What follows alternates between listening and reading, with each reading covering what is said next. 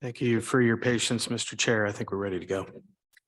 Thank you, Trevor, for taking care of that. And I apologize to those joining in on Zoom for the technical difficulty. As we had just finished item 6.2, is there anything from the committee at this time for the Heritage Manager? Okay, hearing nothing, we will move on to 6.3, which is the 2023 Old Town Lunenburg Heritage Conservation District Plan and Bylaw Public Participation Meeting, where I will once again hand the floor over to our Heritage Manager to introduce. Through the chair, thank you all for your patience this evening, and I am thrilled to begin the public participation portion of tonight's meeting. A quick reminder of how the public participation meeting will unfold. First, if you would like to present before the committee, please see Lauren and sign up. Having everyone's name is very useful for the minutes, and it helps us ensure everyone who wants to speak gets an opportunity. We'll hear from speakers in the order they signed up to speak. For those of you joining us online, we will hear the in-person presentations first and then turn to virtual presentations. Those on Zoom will ask you to raise your hands.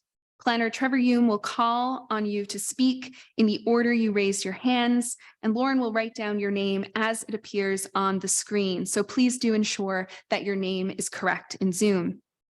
Even with all this administration, we would still ask each speaker to please state their name at the beginning of their presentation. We appreciate your helping us keep an accurate record of tonight's proceedings. On that note, please also turn on the microphone when you start to speak by pressing the silver button. Otherwise, those online, or quite frankly, those in the room, including myself, likely won't be able to hear you. Each presenter will have 10 minutes to present and ask questions so that there's time for everyone to participate. If the committee has no questions for the speaker, 5 minutes may be returned to that speaker at the chair's discretion. Speakers will be limited to one presentation unless otherwise called upon by the chair for further comment. Committee members may ask questions of each speaker. Comments and questions by the public are to be directed to the chair, Councillor Stephen Ernst. The chair or committee may answer questions, or the chair may direct questions to staff to answer. I'm sure this is unnecessary, but please be respectful in your comments. Yelling and profanities will not be tolerated, and you may be asked to leave the meeting. There are comment sheets here at the side of the room if anyone wants to fill one out and hand it in after the meeting. For those online, I'm happy to accept email submissions at ourheritage@townoflunenburg.ca. That's ourheritage@townoflunenburg.ca until midnight tonight. Any comments received after that will be referred to a future council meeting. They will not be dismissed. They just will not form a part of this process before the Heritage Advisory Committee. Thank you so much again, and we truly look forward to everyone's comments and questions. Thank you, Hillary. One thing I would like to add to that for the purpose of our minutes is those speaking, if they would state their name, as you say, but also their civic address. So we do have 5 names listed here. I will call on each speaker in order, and the first one is Paula Rennie.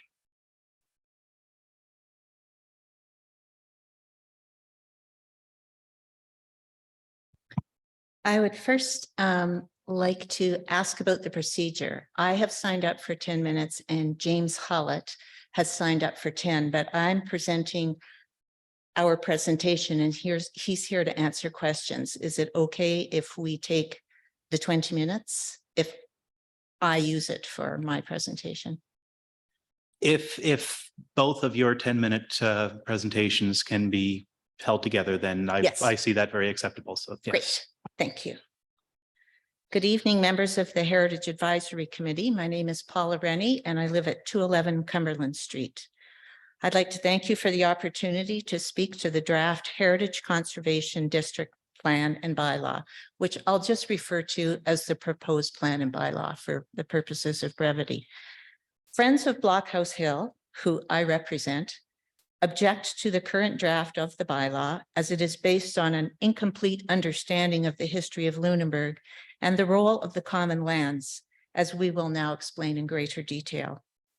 We would like to review important considerations relevant to the surviving common lands surrounding Old Town Lunenburg. These considerations arise from the Lunenburg Town Council's wish to declare a substantial portion of these lands as surplus for the development of residential, medium, and high-density housing. Both areas, Blockhouse Hill and the King Street extension, both areas slated for development are on undeveloped land extending to Lunenburg's back harbor, provide impressive view planes from the town, and represent 35% of the buffer zone defined by the town in support of the 1995 UNESCO inscription of Old Town Lunenburg as a World Heritage Site, or WHS. In 2018, Lunenburg Town Council initiated a new strategic town planning process, establishing a steering committee and appointing various consultants, including Upland Planning, Brighter Communities, and EVOC Strategies. The goal was to produce a comprehensive community plan, or CCP, and a 40-year strategic plan for the town. This planning process was expected to produce new regulatory documents, including a municipal planning strategy, or MPS, land use bylaw, or LUB, the Historic Conservation District background study, and Historic Conservation District plan and bylaws. The MPS and LUB were approved by the province effective September 22nd, 2021, and the Heritage Conservation, the draft Heritage Conservation District Plan and Bylaw are currently under review. The Project Lunenburg CCP process commenced with a series of topical community engagements, including surveys, public workshops, pinpoint surveys, and selected stakeholder interviews during the period April 2019 to January 2020. The consultants produced What We Heard reports following each public engagement segment, which evaluated results from the different forms of public participation. Notably, the community engagement process did not include any test cases or discussion topics that would indicate that the steering committee or town council intended to introduce an extremely ambitious effort to liquidate for development the majority of the town's undeveloped or unperforming real estate in order to substantially raise the tax base through densification and doubling of the town's population base.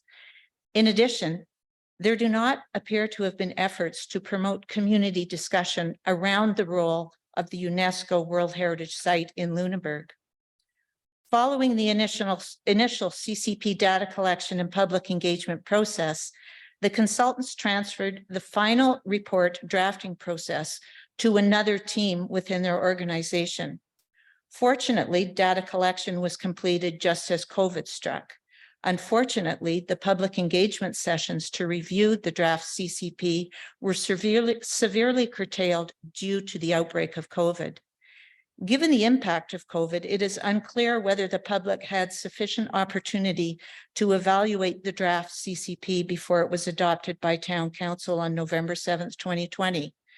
Consequently, it has taken some time for the community to recognize that the CCP does not reflect what the community expressed to the consultants. Furthermore, the CCP does not attempt to assist the community by offering any explanation as to why the recommendations of the final report are significantly different than what the community expressed as recorded in the What We Heard reports. There is no limitation of scope noted within the CCP report, which could explain why some important areas in background history are omitted from consideration by the CCP. I'd like to talk about the cascade effect of the CCP. Unfortunately, the CCP also informs the development of the MPS, the LUB, and the draft plan and bylaw, heritage plan and bylaw. which again do not adequately meet or reconcile the expectations of the community, and also reflect insufficiently explored areas that are critical to defining the town's heritage values, and cultural landscape.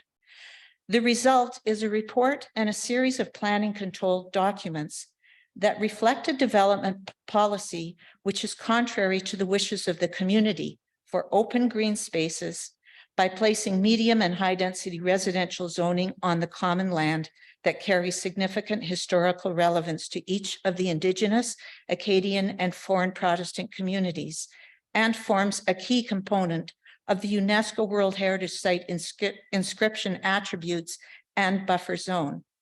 There are many areas of the CCP that are well considered and valuable to the community. However, the significant contradictions with the recorded preferences of the community, the exclusion of key historical background, and limited consideration of some key topics do not yield a strategic plan that is either comprehensive or community-based, and is unlikely to provide a solid foundation for the future development of the town. In April 2010, a new WH strategic plan was developed, the Town of Lunenburg Heritage Sustainability Strategy. This plan included a solid base of information about the history of the WHS and Parks Canada relationship, and makes several specific warnings about development within the common lands.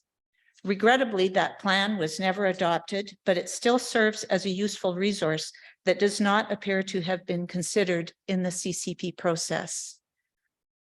The draft plan and bylaw developed the concept of a transition area, which attempts to cover a number of different areas of the town outside of the historic conservation district. And in the current draft plan, covers all of the UNESCO buffer zone. The definitions provided in the draft plan and bylaw are minimal and indicate that any of the transition area land can be developed, but the architectural controls are unclear.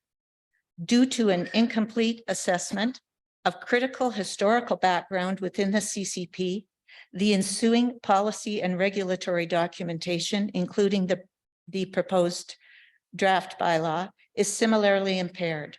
This has led to a risky premise that the surviving common lands of Old Town Lunenburg can be developed for medium and high density housing, provided that appropriate architectural and landscape treatment can somehow enhance the WHS and achieve the consent of the World Heritage Committee to make substantial changes to the buffer zone, including the removal of important historic view planes. The key information missed by the town staff, council, and various consultants is contained in the original 1994 UNESCO World Heritage Site nomination files, which I would like to talk about now. The open spaces surrounding the Old Town played a significant role in Lunenburg's successful nomination as a WHS in 1995 and in defining its ongoing heritage value. Converting these key open spaces to residential development undermines the historical integrity of the Old Town and introduces scrutiny of the UNESCO designation. To establish Lunenburg as a globally unique small town, the primary focus of the UNESCO nomination application was placed on the surviving evidence of a planned colonial town. The development of a substantial body of vernacular architecture was an important secondary element. Academic research about planned colonial towns such as Lunenburg identifies 4 key components to be found in the plans: a grid plan layout of lots and streets, public spaces within the grid, defensive fortifications around the perimeter, and common lands around the plan for the use of townspeople. Contrary to a number of current documents adopted by the town, Lunenburg was not planned in London, nor was the plan implemented without regard to topography. The following statement contained in the August 2022 Lunenburg Old Town Historic Conservation District Review Background Study adopted by Town Council on August 9th, 2022 and submitted to the province is incorrect and misrepresents the history of Lunenburg's grid plan. That 2022 study says, and I quote, "The town plan was drawn in London without considering the local topography.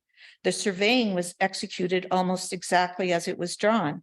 Consequently, the block pattern is perfectly straight, with streets ranging from relatively flat to surprisingly steep." In fact, Lunenburg was planned by Nova Scotia's first Surveyor General, Charles Morris, who spent considerable time on site at Lunenburg beginning in April 1753, when he worked with settlers and soldiers to clear and lay out a plan on the ground. By June, he was staking individual lots and sent a plan for the town to Governor Hopson on June 27th, 1753. He was joined by Colonel Charles Lawrence in June 1753 with more settlers who were driven to erect defenses before developing their own plots. Previously, in 1751-52, Morris had surveyed the coast from Liverpool to Chesapeake, recommending the Lunenburg site for his second planned town in Nova Scotia. His first planned town was Halifax. Morris had seen active duty as a British regiment captain at Annapolis and Grand Pre, so we can assume that the defensive capabilities of the sloping hillside of Lunenburg and a good harbor would have been important features to him. Morris went on to an important public career and designed many other towns in Eastern Canada. Similar to many British colonial town plans, the Morris plan for Lunenburg featured the four familiar key components: grid plan streets, public squares, defense components, and common lands. The defensive components included blockhouses, barracks, palisades, and glacis, which is an open downward slope from a defended position, using the slopes rising up around Town Hall.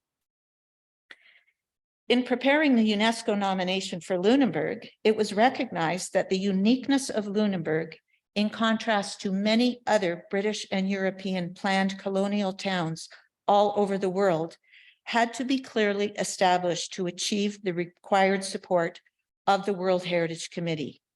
An extensive analysis provided by Parks Canada of 21 other planned settlements resulted in the conclusion that Lunenburg was indeed unique, as it still had evidence of all four elements of a planned town. And those four elements had survived. A number of other sites had three of the four elements, but only Lunenburg still had sufficient common lands and evidence of fortifications to qualify as unique. The unique survival of the common lands at Lunenburg had become the tipping point in the acceptance of the Lunenburg World Heritage Site nomination. The above information is readily derived from the nomination package prepared by the town and Parks Canada, from the ICOMOS advisory review of the nomination, and from Canadian biographical entries prepared by Phyllis Blakeney of the Nova Scotia Archives. Prior to and subsequent to the acceptance by the WHC of the nomination, several requests were made by ICOMOS, the World Heritage Centre, and Parks Canada for clarification concerning the controls over the buffer zone common lands, including Blockhouse Hill and Gallows Hill. Initially, these requests were satisfied by acceptance that the townspeople and town council demonstrated substantial commitment to heritage values, the UNESCO designation, and control of town land in the buffer area. Following the 2013-14 World Heritage Site periodic review and a subsequent visit by ICOMOS International to Lunenburg, further requests were made to establish the UNESCO buffer zone more precisely, which ultimately resulted in the town providing an updated 2016 map of the buffer zone, covering all town-controlled land surrounding the heritage site. At that time in 2016, the common lands were still held in trust for the townspeople of Lunenburg.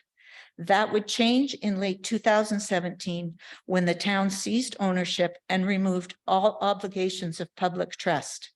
Historically, There has been a consistent interest from the World Heritage Center to maintain the buffer zone as it is. There is a notion within the draft bylaw and plan that the buffer zone is somehow new or retroactively applied without definition. This is incorrect. Given the importance of this buffer zone, which contains the evidence of the surviving common lands unique to Lunenburg, the buffer zone at Lunenburg has been a frequent point of concern from the UNESCO World Heritage Center, which saw a number of queries from 1995 to 2016, when the town provided a more precise map reflecting the town-controlled lands as the buffer zone. It should be noted that when substantial site revisions or concerns are raised, the World Heritage Center will engage in a full and thorough analysis of the entire file and history of the World Heritage Site in question, which will resurface all of the original context and research performed to define the unique heritage value of the site to assist the deliberations of the WHC. Preserving the surviving common lands is therefore far more critical to Lunenburg's designation than might appear to be the case. UNESCO expects that the state party, Parks Canada, and local site management, Lunenburg Town, make every effort to protect and enhance the integrity and value of the World Heritage Site. Making changes to the boundaries or significant changes to what is permitted to be done within the boundaries of either a World Heritage Site or its accompanying buffer zone requires that the state party prepare an historic environmental impact study and provide notice in advance to the World Heritage Center of their intentions. Generally, the WHC expects that changes to and within a World Heritage Site and buffer zone will enhance the value of the site. Depending on the significance of the impact and other factors, ICOMOS International may be requested to independently evaluate the request. Substantial revisions to a WHS and its buffer zone require a substantial review and potentially submission of a new nomination request. Given the important role that the surviving common lands play in establishing the unique characteristics of our World Heritage Site, it is very unlikely that the WHC will be persuaded that elimination of a large portion of the surviving common lands for development of medium and high density housing and the elimination of historically important view planes can represent an enhancement of a World Heritage Site, which has been praised for avoiding encroachment through development. Recent provincial adoption of the 2022 MPS and LUB changes to medium and high density housing within the buffer zone without impact assessment and notification to the WHC may not help Lunenburg's position with the WHC. Lunenburg has engaged with Parks Canada on UNESCO matters in respect to the significant changes made actionable through the Upland CCP. From the limited correspondence we have seen between Lunenburg and Parks, the Lunenburg tone is terse, while responses from Parks have been reasonable. In respect to a number of actions proposed by Lunenburg to develop or sell its assets within the UNESCO site and buffer zone, Parks has said that they cannot comment until they see conceptual designs. This has resulted in the town spending significant money and staff time on raising these conceptual designs.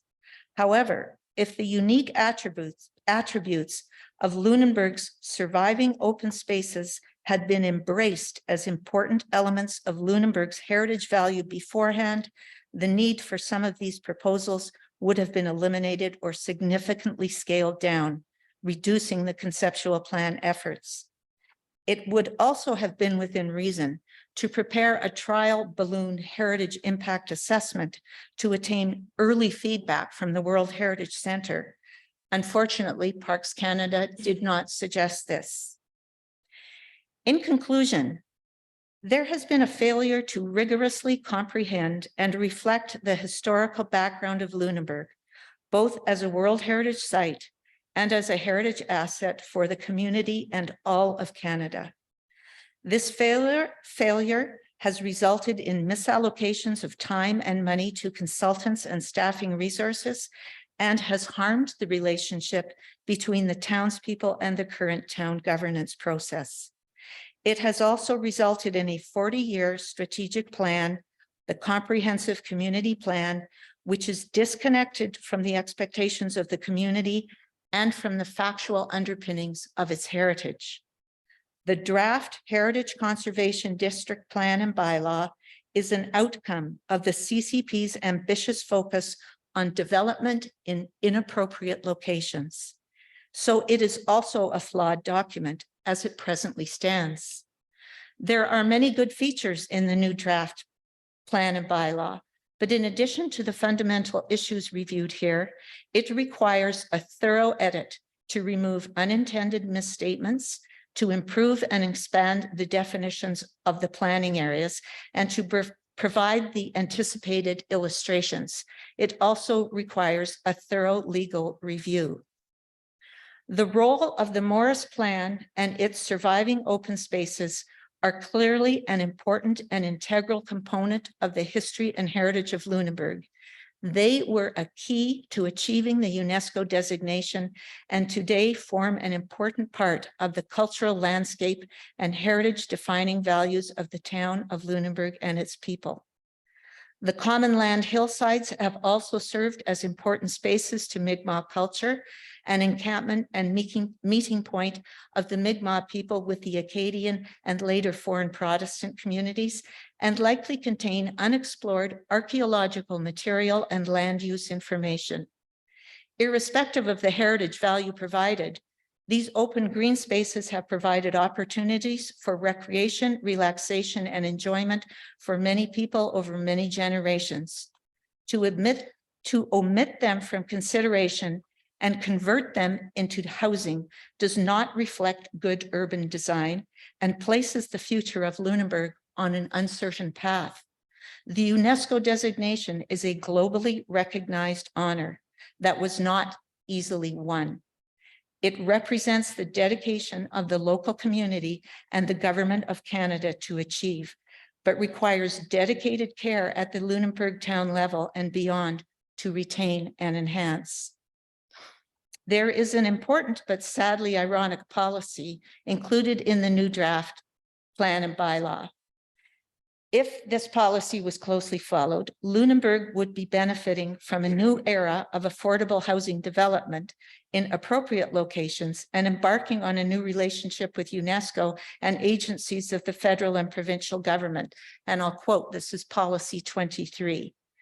It is council's policy to, with partners, conduct and compile research on all aspects of Old Town Lunenburg Heritage Conservation District's history to ensure the district's authenticity now and into the future.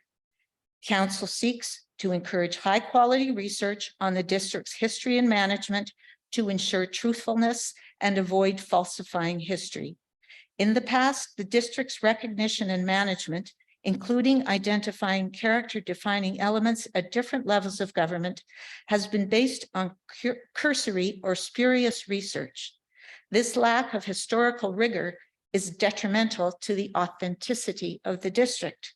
Research will adhere to professional standards, including triangulating data such as archival documents, period photographs, site surveys, and oral histories. That's the end of the quote of the policy.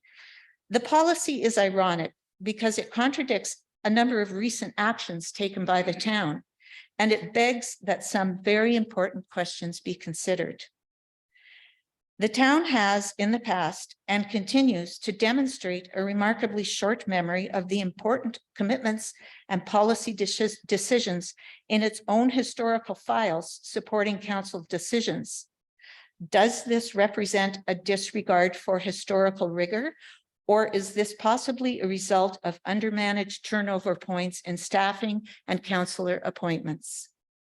Would the CCP have focused on developing the land in the Old Commons if the steering committee and Project Lunenburg consultants had engaged in thorough and high-quality research of the historical files, highlighting the importance of the Commons to Lunenburg's town plan and UNESCO nomination? Would the CCP have instead focused on other locations to grow the town if it had taken a thorough approach to understand the district's history and respected the town's authenticity? Would the draft plan and bylaw documents approved by council and the province have contained false statements about the history of the town plan if thorough professional research had been conducted? Competent historical research and the efforts to promote continuing historical and archaeological work,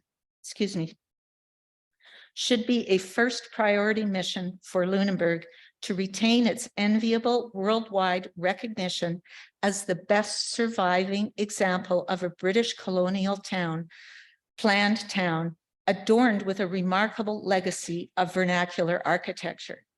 Sadly, the awareness of the importance of this heritage appears to have deteriorated substantially since the awarding of the designation.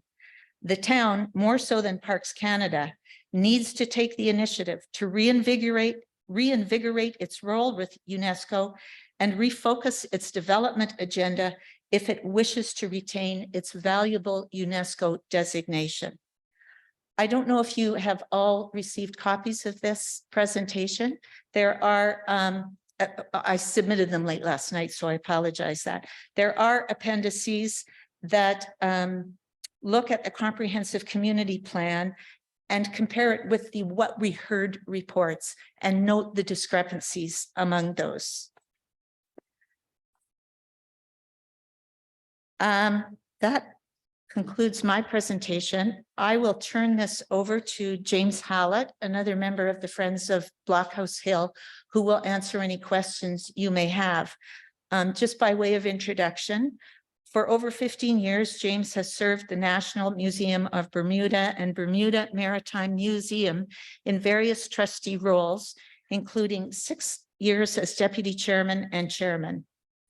In those roles, he served on the World Heritage Site Management Committee for Bermuda's 257-hectare UNESCO World Heritage Site, historic town of St. George and related fortifications, and engaged with the Bermuda government, Bermuda Town Council representatives for Hamilton and St. George's, Historic England World Heritage UK, and the UNESCO World Heritage Centre on a number of policy, strategic planning, and boundary modification matters, including extraordinary efforts to prevent the loss of Bermuda's UNESCO designation following a badly managed major development within a key buffer zone. So I will turn the mic over to James.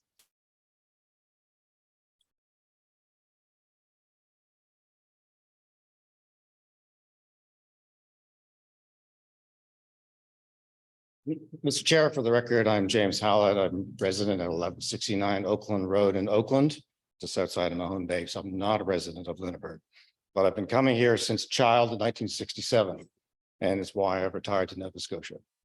Happy to take any questions. Very good, thank you. Are there any questions of the committee, either of Mr. Hallett or of Ms. Rennie at this time? Okay, yeah, Oliver. We'll do Oliver first, and then I'll get on. Thank you, Paula, for the presentation. Obviously, we're all aware that the issue about Blockhouse Hill is deeply dividing the community, and it seems to me you've summarized well that part of the argument. What puzzles me about this is how you connect it to the draft heritage bylaw. The issue of whether or not that area of the town might be developed is really comes under planning rather than under the heritage bylaw, as I understand it. So it really, what I would say would be very helpful to this committee would be to have some more specific information on what you and others associated with you would like to see different in the heritage bylaw that might therefore protect better, as you wish it to be protected, the Blockhouse Hill area. So it's, I mean, this is very interesting, but it seems to me to be rather oblique to what we're really dealing with here in this committee. So, if you have specific things that you feel could be in the heritage bylaw, we need to know them. Through the chair. That's a very, very good point. And unfortunately, yes, the concern about development of Blockhouse Hill comes at it a little lately, because the opportunities to evaluate and to present issues concerning the development of Blockhouse Hill were not possible at the point that the CCP was developed and the NPS and so forth was put in place. But nonetheless, there's sufficient area within the existing Heritage Conservation District Plan, which could, in fact, recognize the importance and significance of the common lands at Blockhouse Hill through the statement, the character statements associated with the plan, and also even into the transition zoning itself in terms of how it's defined, and what can be permitted to take place within the transition zone. So we would hold that there is an opportunity, irrespective of everything that's happened before this, to isolate the importance of protecting the common lands at Blockhouse Hill for the benefit of UNESCO and for the benefit of the town's heritage through correcting the historic character statements within the existing, the proposed draft plan, and also within the definitions in the transition zone itself. Maybe the transition zone gets broken out into two different pieces, or maybe the transition zone is just very clear that it applies in a different way to the areas of Blockhouse Hill. Thank you, Oliver. I have Fawn next. Thank you also for the presentation. And I like to echo, actually, I was going to ask for clarification by someone. I'm a citizen representative here, and new also on the committee. So I was a little confused with exactly what Oliver was describing about our duty related to the heritage bylaw and just general concern about where development might be. So I have that. Secondly, what comes up a lot and specifically in this presentation, which I actually myself would like clarification on. So I don't assume, I've asked questions before, but in talking with people, there's a lot of confusion about the definition, whether it be current or in the past, of what is the common land.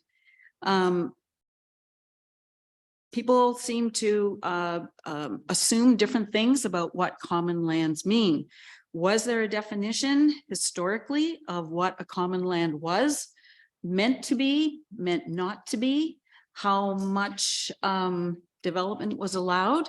When I look at old maps, our home is on what was called common land back then. Many people here in the room have homes on what was called common land. Was there a percentage that was supposed to be used? Like, I honestly ask that because I get asked a lot, because once you're on a heritage committee, people ask you questions and they think you should know the answers. So, and I don't really know the answer to that. Like what was the purpose of common lands? How, when were they misused or mistreated, or just how does that work? So I partly, I don't know who to ask the question to. If I should, through you, ask our heritage officer. I don't believe know the question should be directed to Mr. Hallett unless he wishes to. Happy to respond to the chair. Well, the common lands historically were set out by Charles Morris as areas in which people could go and take cattle for grazing, gather firewood and so forth. So it was land that was available right around the town for all the townspeople to use for purposes of sustaining themselves. And in the early years of the town, it was extremely difficult. They attempted to develop the garden lots area as well for farming. But because of the fact that there were so many attacks on the town, the garden lots became very, very difficult for people to go and actually gather food and plant food and so forth. So the common lands around town itself became quite important at that stage. And even by 1766, the town was really struggling. There was food being sent up from Simeon Perkins' business in order to sustain the town. But over time, the management of the commons, as the town began to focus more on the sea and so on, began to decline in its importance. It was still used for grazing. And as time moved on in the last century, in the 1900s, interest gradually emerged to develop more of it. And so the town actually expanded 1 or 2 blocks north from the original town limits. But essentially the common lands had always been there for the people. And through some of the different acts in the 1890s and before that, the control of the lands was given to the town, but the town still had to operate them under the terms of a public trust in favor of the people of the town itself. So they couldn't, they couldn't lease them for long periods of time.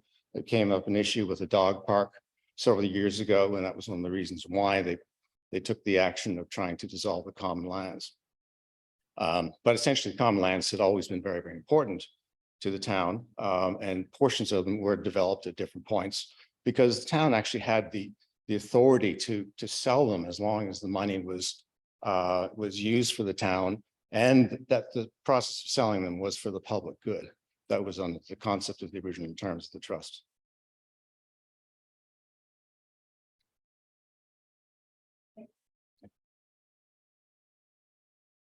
Thank you, Don. Good.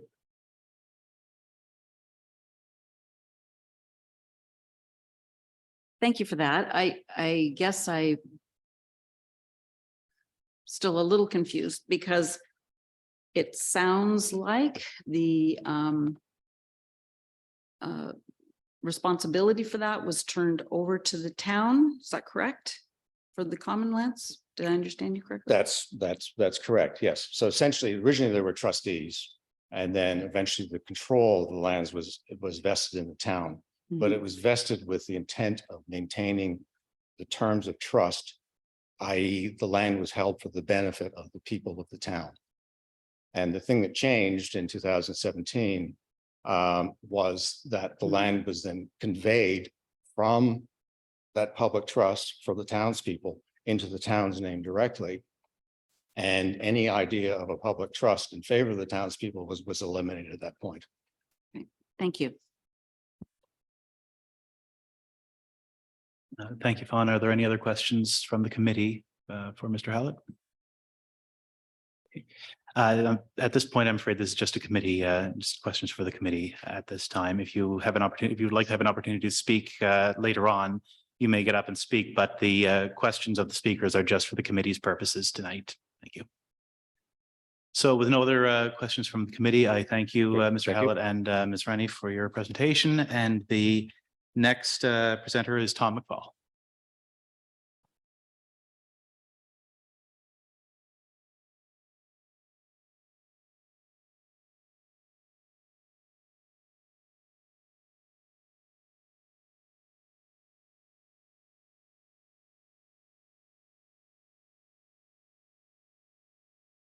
Yeah. It's red now. There, oh, I can hear myself. Thank you. I read the entire package again this afternoon, and I confess I'm still exhausted by it. So I'll try to keep this short, but I do have some things that I would like to say that are more personally, not personal. They're more about some of my particular interests. I have a background in design and design history. I've also revitalized a half a dozen historic houses, some of which have won awards and have been widely published. They're just not in Lunenburg until now. So some of what I'm going to talk about is about the design aspects of heritage properties and heritage districts and so forth. First of all, I want to commend and thank those who have worked on these documents over years, I suppose, I know. This has been a huge amount of work. I also see that my email comments have been attached to somewhere in that 300 and some number of pages. And I think I've seen some of my comments also have been added to the text along the way. So I'll thank you for that too.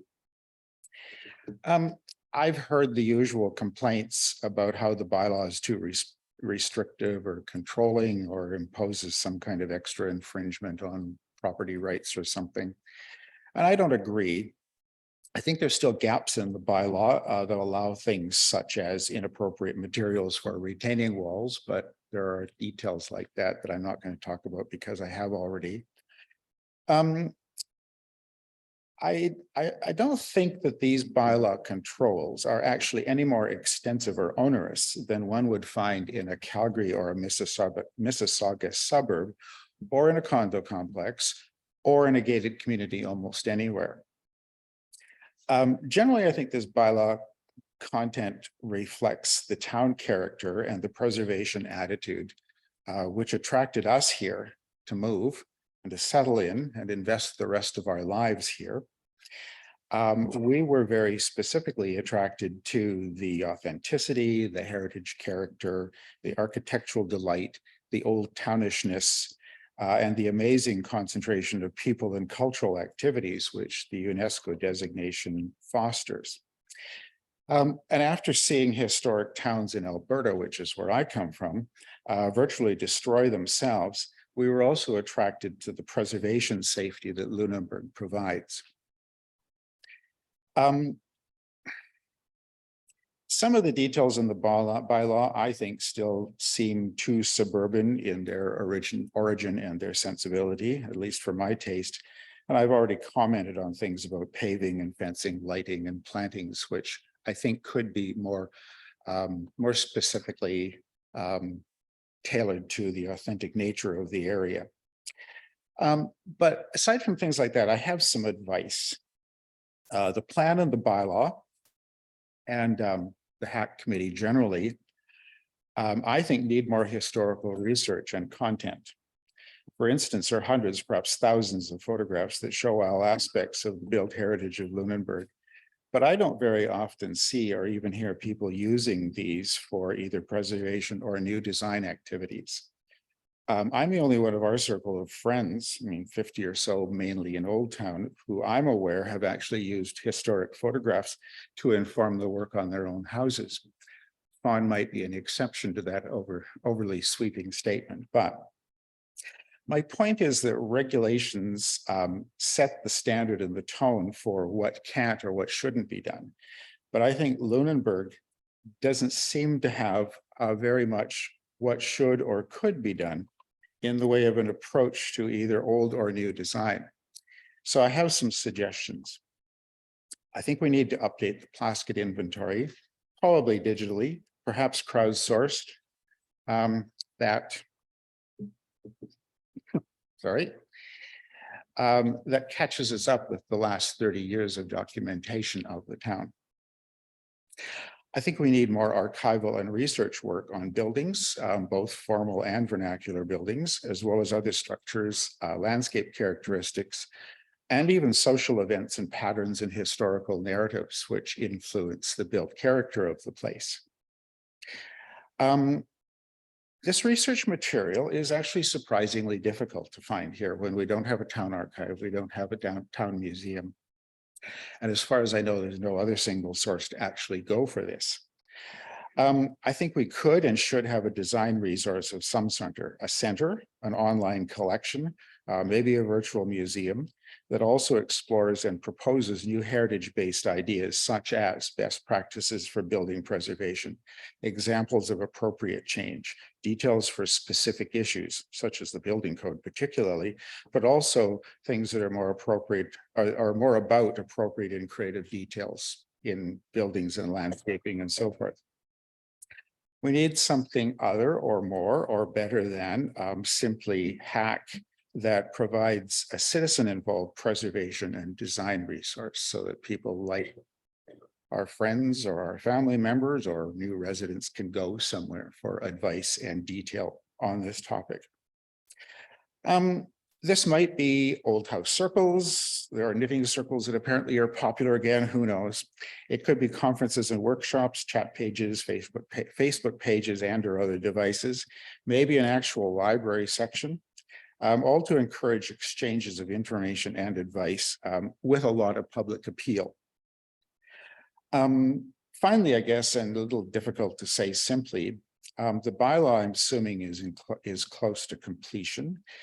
But I think there needs to be an update, a revival, a restoration and expansion of all the public interest and commitment that did and should drive the preservation movement.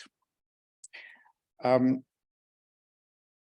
example, this is about me as an owner by choice and a reviver by compulsion of a Lunenburg bump house. Wanting to be more engaged and more positive and wishing I had had more access to historical information about my building. This is also about me as the chair of the Lunenburg Opera House revival team, wanting us all to be more engaged and hopeful about the heritage and cultural future of Lunenburg. This should involve people such as you and me, as well as our families and friends and neighbors and longtime and new residents and seasonal and one-time visitors and experts, as well as aficionados of old places, all working, all understanding and loving Lunenburg more than we might be able to do simply through a new bylaw. While this bylaw is important, we need a big change toward an atmosphere, a culture of enthusiasm for the history, the authenticity, the rarity, and the future of this place. Now, you and we need to work on the public sphere, the attitudes, the insight, the enthusiasm for the future of Lunenburg's amazing past. So I think the next stage of all of this should be our action for the future. Thank you.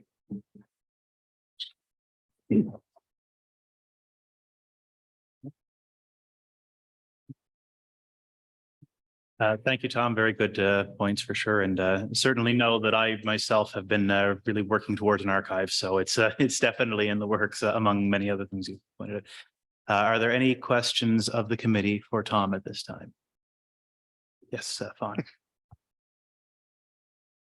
Thank you. Thanks, Tom. Most of what you talked about was, and I know around the whole concept of preservation, which I certainly understand. When you think of Old Town, if I'm going to ask you to give more advice. So when you think of Old Town,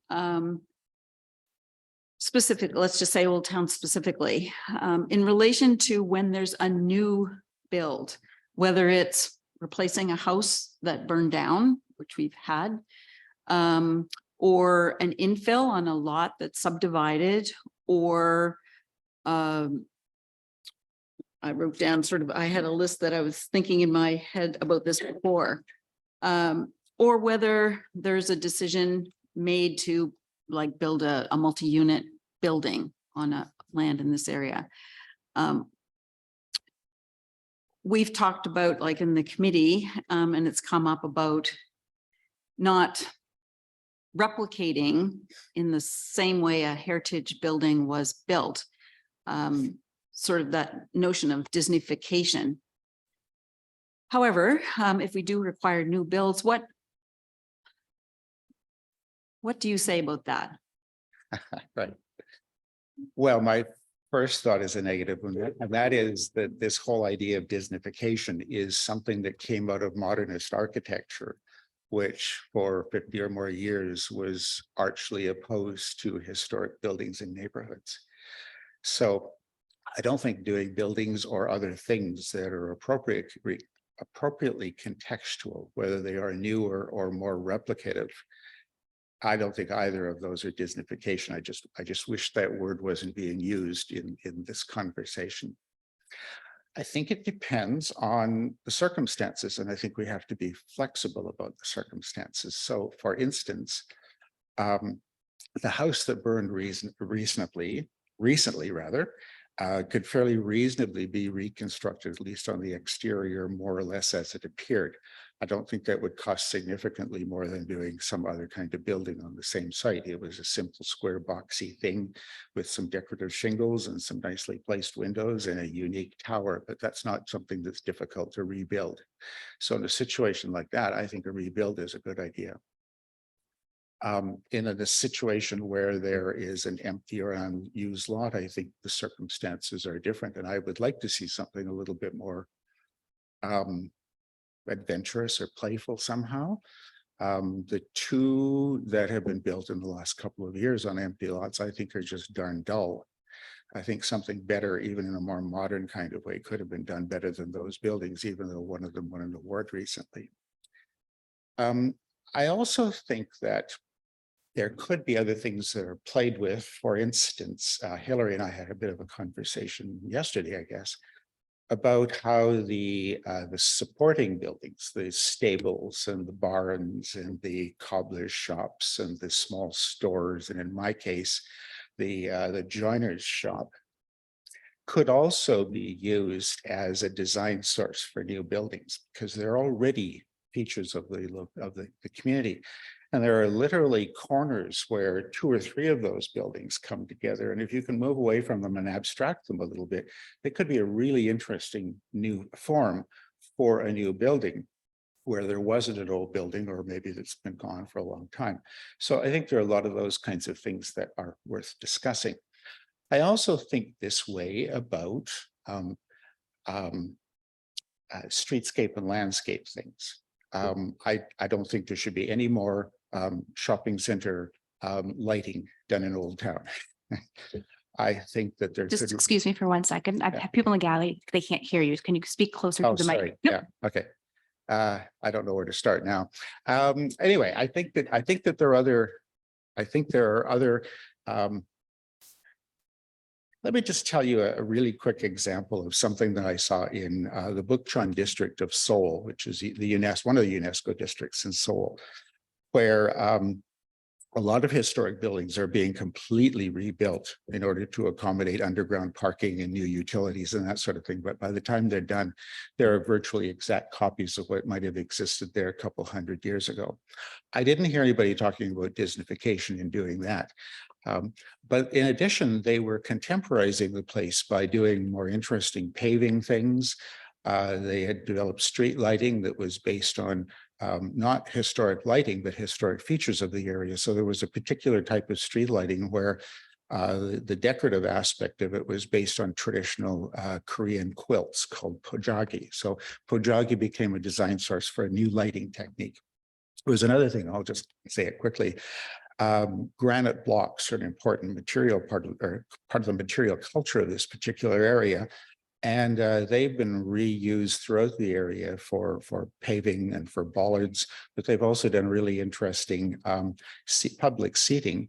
And these granite blocks for seats also have traditional images of the spirits of the area blasted into the granite as part of the new design excitement in these old areas. So I think any of those are things that can be possible. And I think this is why I'm talking about my interest, which is more the design aspect than the regulatory aspect of this. And that's why I'm talking about how I happen to think the regulatory is quite important, but I also happen to think that moving into the design aspects of this is more about the future. Sorry, that was a long-winded answer to what I don't know anything about as far as old houses that burn down. Thanks. I asked kind of a big question, so I appreciate that. Thank you. Silence. Great. Okay, Thank you. I'll just ask, are there any other questions? No. Give everyone the fair chance from the committee. Okay, hearing I'm none. afraid this isn't a question, but I should commend Tom for what he's done to restore the house in which my wife was born. Mhm. And I might add that you can't put this in regulations, but when I haven't restored the number of houses Tom has, but when foolishly, just before I turned 30, I agreed to purchase a vast house in Sackville, New Brunswick, which we totally restored. I found that actually the greatest resource were the people who worked for us doing it. we especially had two people who did most of the work, and they'd worked on a number of other houses in the town, and they were very good about saying, now, you know, this particular feature is rather like in such and such another house that they'd worked on at some point, and go and look at it, and that will give you ideas as to how it ought to be. And you can't put that in a heritage bylaw, but you know, when you get at it, it's a very valuable thing to do. And there's people like that around the town here. May I take a moment to add to that? I think that your committee could benefit from having a couple of the people who are experts in that kind of work. There are all sorts of really good restorer, renovator types in town. And I don't know that they do anything volunteer like this, and probably could contribute a lot, actually. Thank you. Good to know.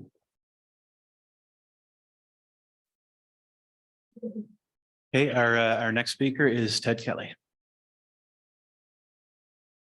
I don't have anything to add. Okay, thank you, Ted. Then we have one more speaker listed on the sign-up sheet, and that is Aaron Robson.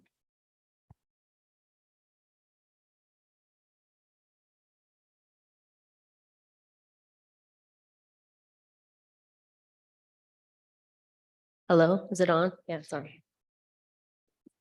I've never spoken at anything like this, so I'm a little nervous. I apologize. I feel that what I have to say builds on what our last speaker had to say as well, a little bit. With a little bit more focus on labor in this town and historic trade. So Lunenburg is a town and county which claims to protect the character and integrity of historically significant buildings within UNESCO limits and beyond. What I have to say today is communicated via specificity or a specific example, but is implicated in broader themes and conversations of succession, labor, and community value and vibrancy. The first slide I saw this evening was of a beautiful handmade wooden window sash. It is important to note that wooden window sash are not protected under the current UNESCO bylaw. In long term, properly fitted wooden window sash and storm windows have been proven to be as, if not more efficient than hollow core vinyl windows. Not only this, but we in Lunenburg all know to be true that wooden sash have the potential to last several decades, if not 100+ years longer than vinyl windows. The PVC, which are a PVC product, which is kind of gross. Sorry, I lost my place. Have the potential to last several decades longer. This statement is conservative if you consider that all the parts and components of wooden windows and sash are repairable or replaceable using historic modes and materials by skilled tradespeople.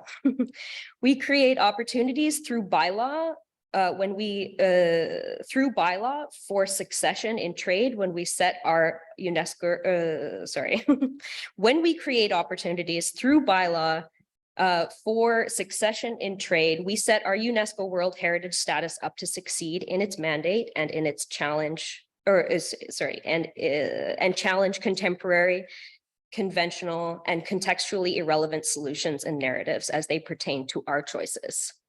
Many UNESCO World Heritage sites, less affluent than Lunenburg, have much more stringent bylaws with regards to building material and maintenance of accuracy and of character.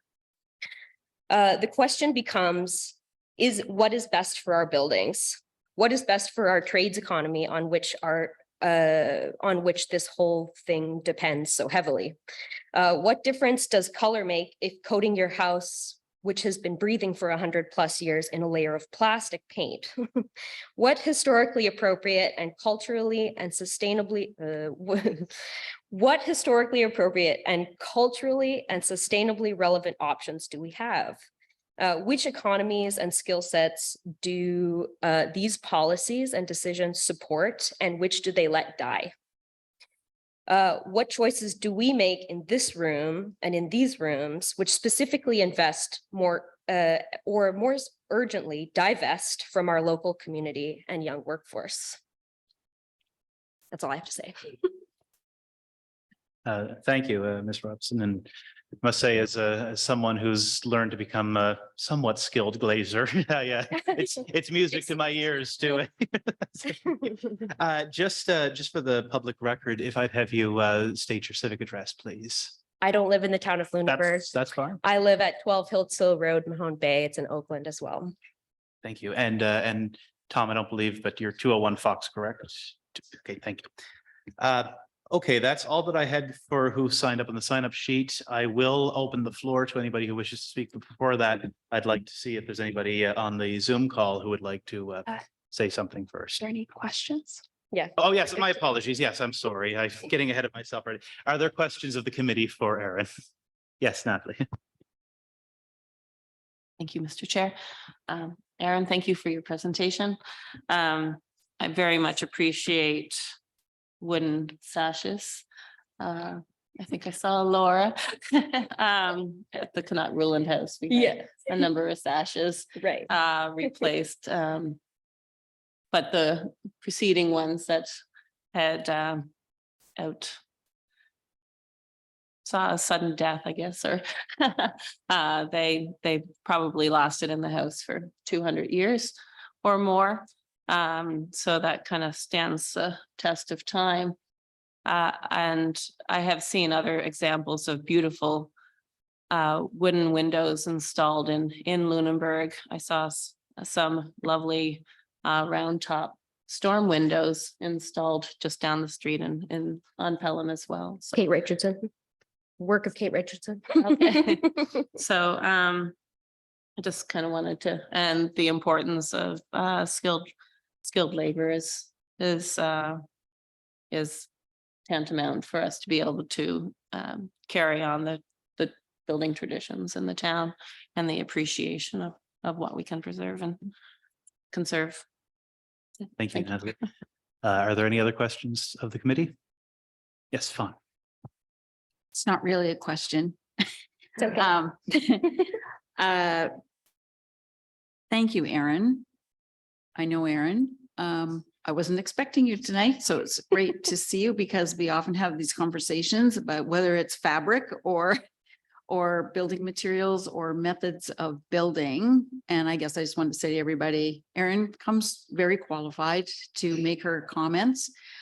She is involved in an industry that really does, whether it's going out in the woods to dig up the knees of a tree to make a dory or whatever it is. So I just wanted to say that you do come with that kind of experience. So thank you for coming in. Thank you, Fawn. Anything else from the committee? Hearing none, I thank you, Aaron.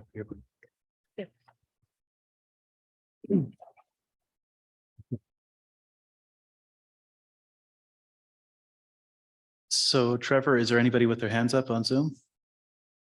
Currently, I do not see anyone with their hands up, Mr. Okay. Chair. Thank you. If you just raise your own hand if someone comes. I will signal. Okay, then I will open the floor up to anyone who hasn't had the opportunity as yet to speak, who may wish to, Allison.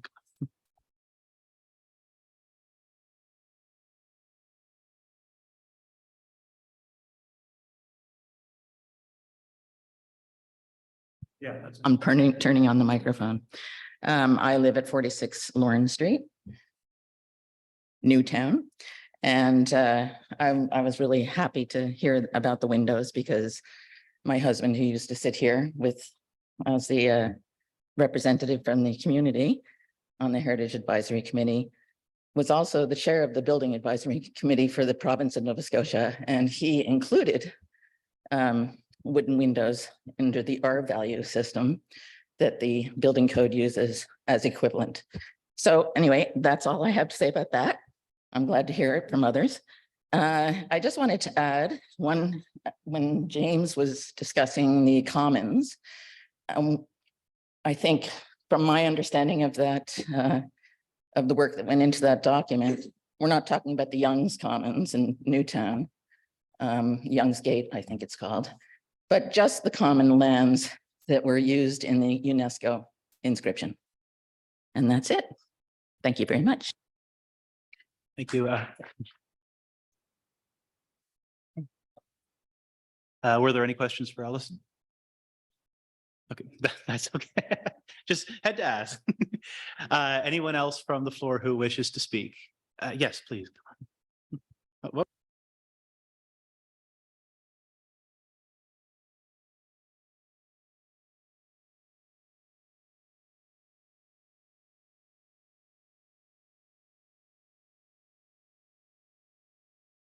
Just for the sake It's of those just a listening in simple on. question, but I'm Judy Frazier and I live in the nicest area in Lunenburg. I overlook the back harbor and it's just a beautiful place to live. Got lovely neighbors and I bet I could just sell my house anytime, just like that. And I just wish the town of Lunenburg all kinds of luck and I'm all for progress. But my question is, on the map, like our loop is not really heritage but I know I live in a heritage town. I respect that. I think we all do. But my real question is, there was designated an area well, it's going up High Street. It would be on the left-hand side of me over towards the seniors place. Like I just live by the trail. And it's an extension of the blockhouse. So I understand that there'll be activity. There will probably be roads going down past behind my house. The area that's designated for these buildings to be built on I think you could answer it right now. It's town owned. That is correct. Okay, so it's town owned. It's open for sale for any contractors or anyone to come in and build. Hillary, do you want to field that one? Or? Yeah. Thank you so much for the question. Yeah. So the Blockhouse Hill lands are not currently for sale, and they are not currently available for purchase by any developer. What town council has done is they put out a call for proposals for an architect, a design team, which had to include an archaeologist as well, to come to council with some ideas of how the area could be developed. Those schemes are then going to be brought to the public for public consultation, and a development agreement will be written for whatever design scheme the public and council is most interested in, for lack of a better word. That development agreement will put very clear stipulations on what could or could not be built on that land. So the contract that was recently awarded to Brian McKay Lyons is a very, very preliminary step in a very long process. Okay. In terms of the heritage plan and bylaw, what is proposed tonight in that plan and bylaw would extend heritage controls to that area for the first time in the town's history. But if that were to happen, that would not somehow mean no other development agreement would be put in place. Those two things would need to work together. Okay, thank you for answering that. It's like, I repeat, I live in a very lovely, I feel safe. I live alone. I love living where I am. Beautiful neighbors. It's a lovely neighborhood, and we have the trail, one of the nicest trails ever. Anybody wanted to? I just go on hopes that a big high rise won't be in my view of the beautiful sunset anyway. So I can promise you that won't be the case. thank you. Okay. Thank you very much. Okay. Thank you. Is there anyone else from the floor who wishes to speak? Okay. Yeah, please.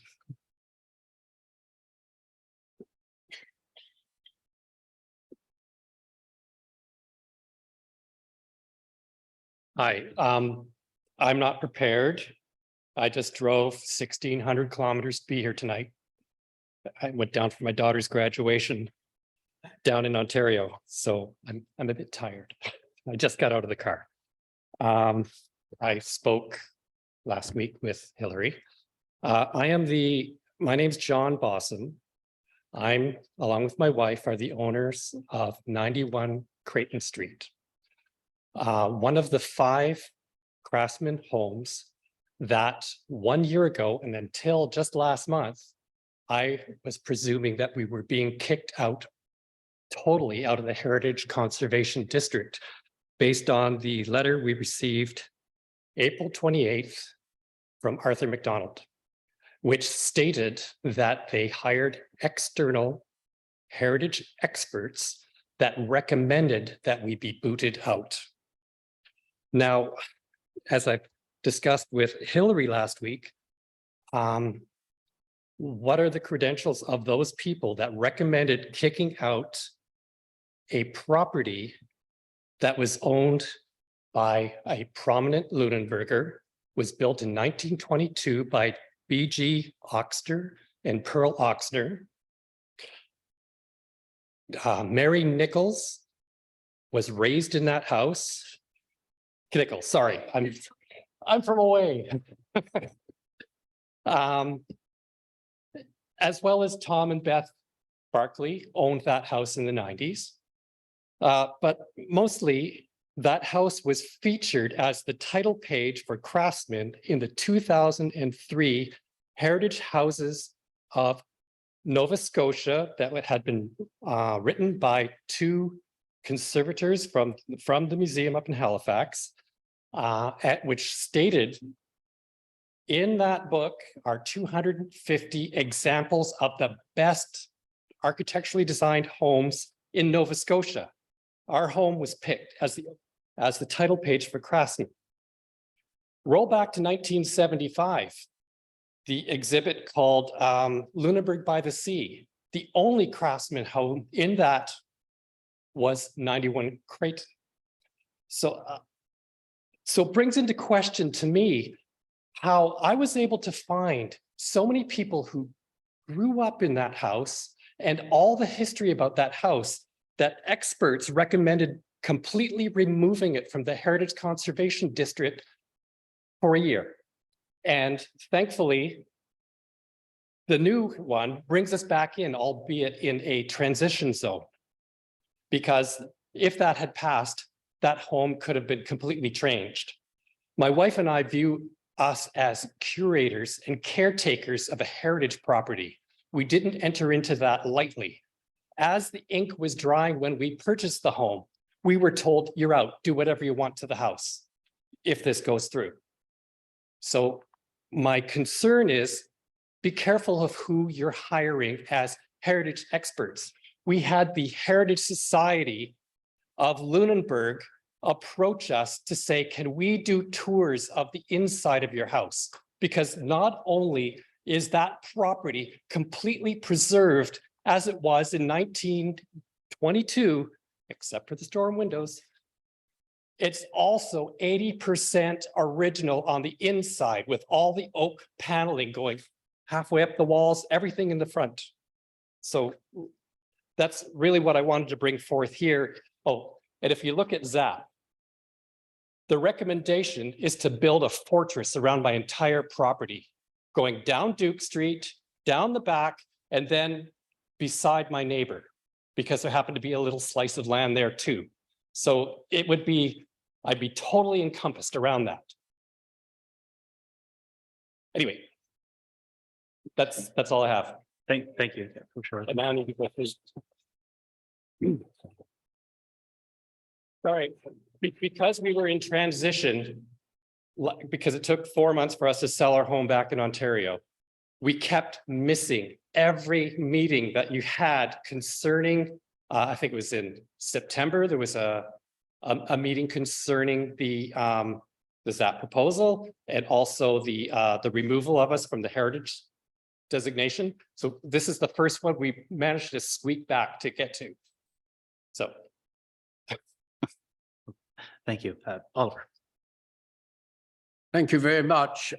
Amongst the other things that might be said about your house, I have very happy memories of being entertained to supper there in this week of 1966. I can't tell you which evening it was, but I know it was the last week of June.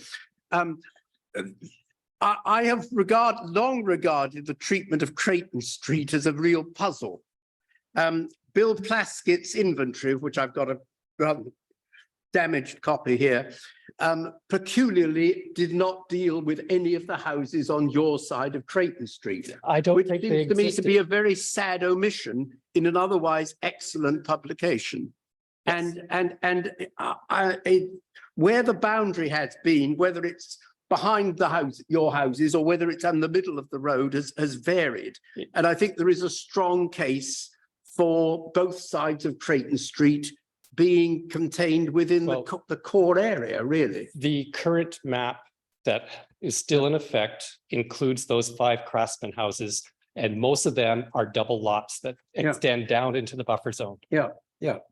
So I mean, whatever else, I think, we need to have some debate about the status of that part of Creighton Yeah. Street. And I forgot to mention that probably a lot of the people who grew up here took singing lessons. Oh, I know From- that. I mean, From yes, both yes, Pearl I and mean, Diane, Yeah, sure. Oh, yes, I know that. Yeah. in And, that basement. Yeah, 10 cents a Saturday morning it was, I'm told. Anyway, And I'd like to actually echo that point as having spent the wonderful memories of my childhood in one of those Craftsmans as my grandparents owned 77 Creighton. okay. So I know the neighborhood very well and agree very much that that they are integral to the heritage Our next fabric. door neighbor's been there for like more than 50 years. Any other questions from the committee? Okay, hearing none, thank you. Thank you. And is there anyone else who would like to speak? Okay, and hearing none, no one on Zoom, Trevor? Okay, hearing none, I do want to thank everybody for coming out. There were fantastic points made tonight, of which I saw Hillary was very quickly writing down everything to try and get as much information. Those will be, these suggestions will be incorporated in, and they will come back to this committee when we meet again, which will be a week from tomorrow, July 4th at 6 o'clock. And having no further business, I declare the meeting adjourned. Thank you.